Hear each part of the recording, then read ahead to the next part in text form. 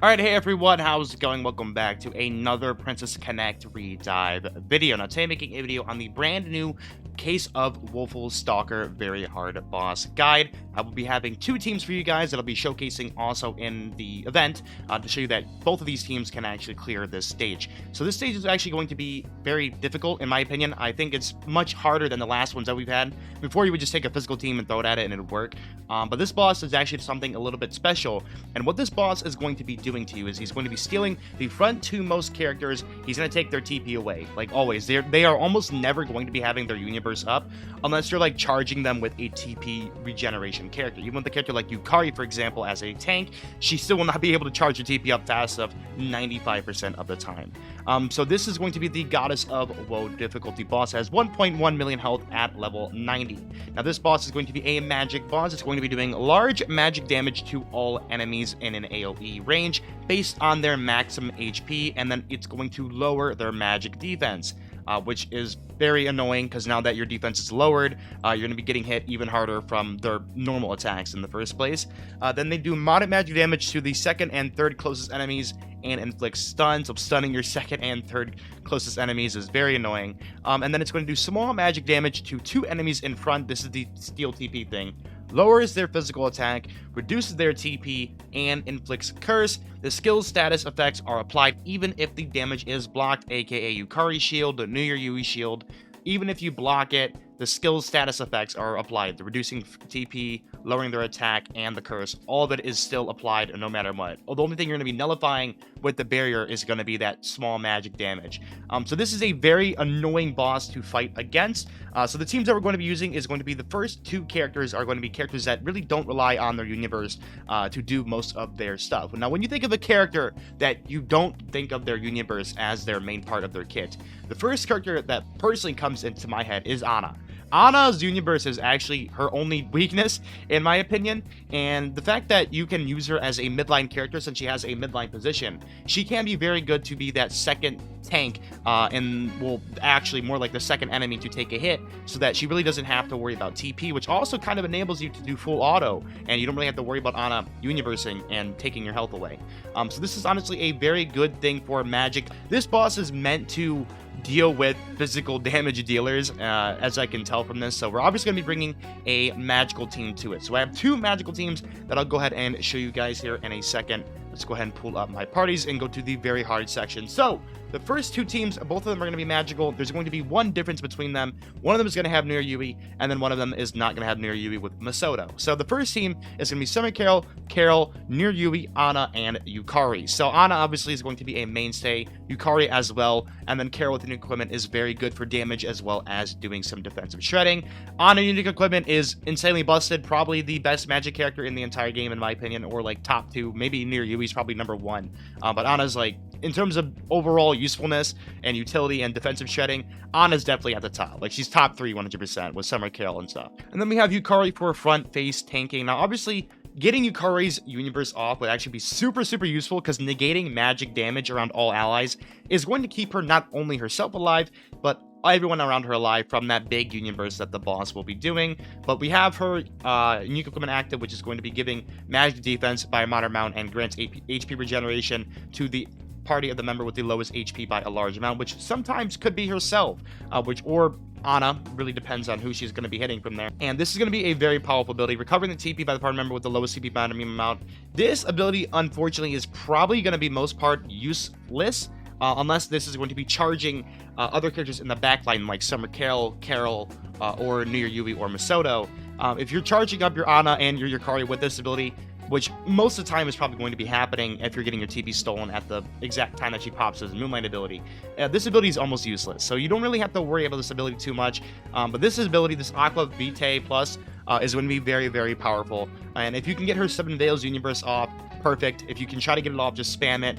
The only universe that I do not recommend getting off is going to be Ana's. That's the only character's universe that I don't recommend getting off. Everyone else, you want to make sure that you're just kind of running it in full auto.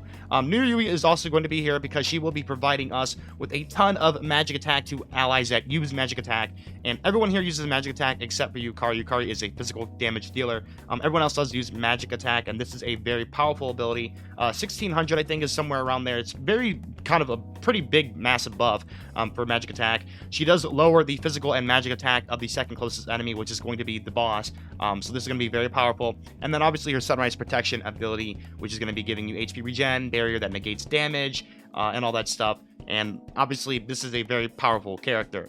And the next team is going to just have Masato as the second character. Masato, I've talked about it before, she's still a very, very powerful character. Sister's Blessing, recovering HP of all allies by a moderate amount, and a small boost to their magic defense. Honestly, this is a very good. A boosting to their magic defense is going to be keeping your Yukari and your Ana alive. Honestly, probably much better than it would be just lowering their attack. We have the Divine Force ability, which is going to give a moderate boost to magic attack of all nearby allies, which I think is going to be hitting everyone, so this is very good.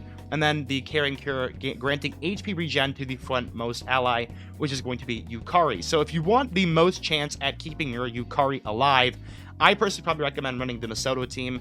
The new Yui team actually does cut it more close, but you do finish with more time. So if you can get lucky with crits and all that stuff, with Summer Carol and maybe Carol, and maybe Ana's normal attacks as well, you can be pretty much done, I think, with sometime around maybe 19 seconds with this team, and then party number 2 somewhere around 10 seconds. So it really all depends on where you're at with your levels and all that stuff.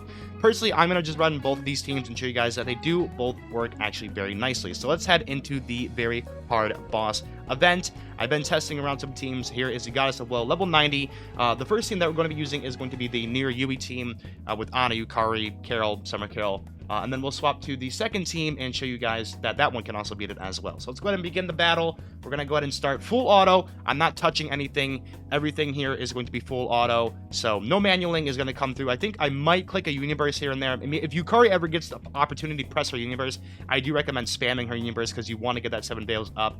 So if they give you that opportunity, go ahead and take it. But for the most part, you can kind of just full auto this and relax and not really worry about it too much. So as I said, I think Ana is actually an amazing character to be used in this event because of the fact that she has very good positioning for a magic character, and it honestly works almost perfectly well with the fact that Ana does not want her universe to go up, and Ana without her universe is very good. Like, Ana with her universe, unfortunately, is not the greatest character in the entire game, and she can get caught, sometimes very badly. And, okay, so I think we're probably going to get the 7 Veils up with Yukari here if we don't get the thing active, so I'm going to spam her universe. There we go, and that's the only time I'm pretty much going to touch anything. Other than that, though, this is pretty much safe to be run in full auto. I only spam her universe there so that she can get her 7 Veils up to protect her from that large, big damage dealing thing there.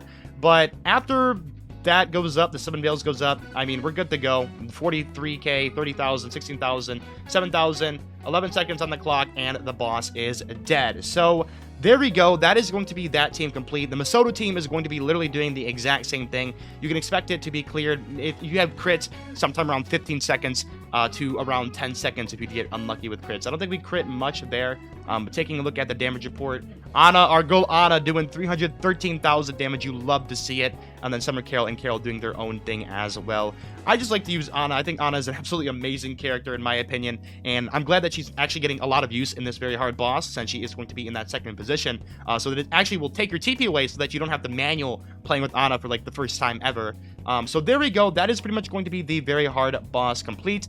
Let me know you guys think of the very hard boss down in the comment section down below. Do you think this is one of the harder bosses that we've gotten? Honestly, in my opinion, I feel like this boss was actually much more difficult than the recent ones that we've had. So this one, if you guys can get it done, if you have a good magic team, you guys should be a-okay and not really have to worry about anything. Wow, we got shafted with the lineups there, Jesus. So Yuki and then Makoto memory shards, nice. Makoto memory shards are going to be very good for getting that unique equipment for Makoto. I think Makoto's unique equipment is very good, so you guys want to make sure you get that done. And I'm going to go ahead and collect our rewards there. 750 jewels. We have the special boss as well, so take a look out for that. I'll probably have a special mode boss guide within the next 2-3 days or so from here on out. So thank you for watching. Hope you guys all have a wonderful rest of your day. Peace out, and I'll see you guys all in the next one. Bye, everyone.